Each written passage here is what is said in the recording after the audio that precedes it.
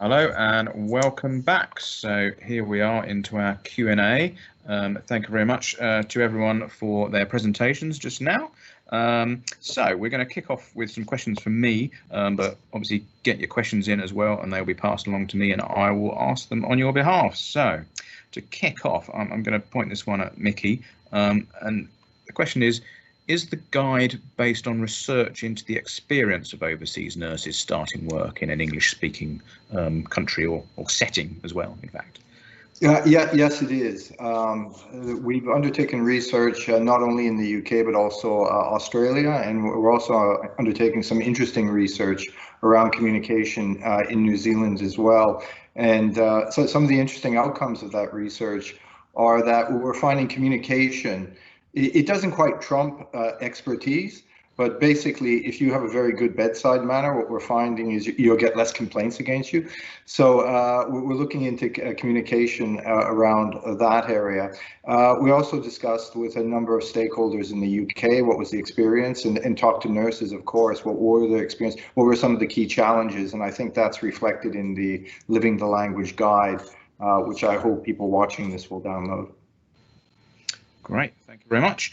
So moving on to question number 2 from me, I'll ask Michelle this one. So how can trusts feed back about the content in the toolkit? So if they start using it, and presumably, obviously, it will be fantastic and there's lots of good stuff in there, but if there's anything that they spot they want to feed back to say either some part of it was particularly good or needed expanded on, or something needed improvement, how can they go about that?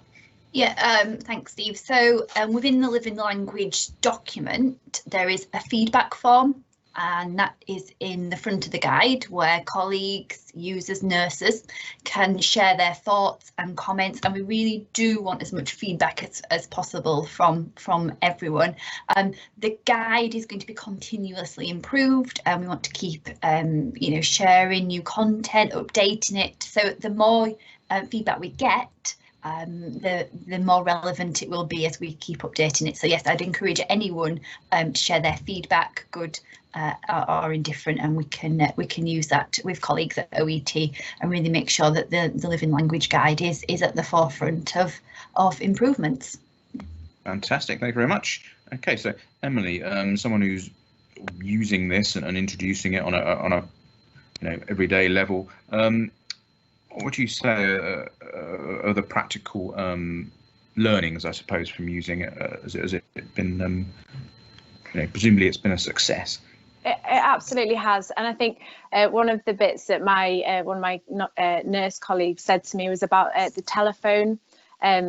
She says sometimes she feels like when the telephone rings, she just wants to run a mile because it's one of the most difficult ways to communicate.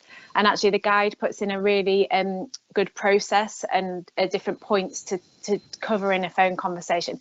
It's made really difficult, even having masks on, so you're more muffled, and there's lots of challenges. So really practical things that if they learn in their head, and then they can go through and just calm themselves down. And I think it even says things like take a breath before you answer the phone, things that we probably all could do to calm down. Yeah, that's good advice. That whole remembering to get oxygen in sometimes, I find. Yeah, just breathe. Yeah, very good. So Michelle or Mickey, in fact, I mean, you mentioned how you want to learn from the tool wants to be a sort of a living, well, it's called the living the language, but it's going to be a living tool in terms of development and everything else. Have you already got any other versions lined up for particular members of the nursing family or beyond that, in fact? Shall I kick off, Michelle? Yeah. Yeah, on the guide, of course, we'll get feedback, and as Michelle was saying, we welcome feedback from people who use it, and we'll see if things can always be improved. We've been talking with Health Education England about a guide for doctors as well. We think that a lot of feedback we've been getting is, can we have one for doctors? It's proving challenging, of course. Doctors, like everyone, are very, very busy, and a lot of the guide was put together pre-COVID. But please, I'd encourage people to give us feedback if there are any other areas that you like specialization for nurses, if there is any differences between. We've tried to make it as general as possible and applicable as possible for all NHS trusts to use. but please give us feedback. And I don't know, Michelle, if you have anything else to add. Just to add, obviously, the Global Learners Programme is also expanding into working in the doctors area. We would be delighted to expand Living Language Guide out into the medical field. So as Mickey said, if people have an interest and want to be part of that pilot or initial project, we'd be delighted to hear from them. So there you go. Basically, get in contact if you want to be involved. Sounds great. I suppose one question I had was really where did the idea for this come from? I suppose, was there a particular genesis story, as in did people come to you and ask for it, or did you just think this is something we want to create? It seems like a great idea, basically.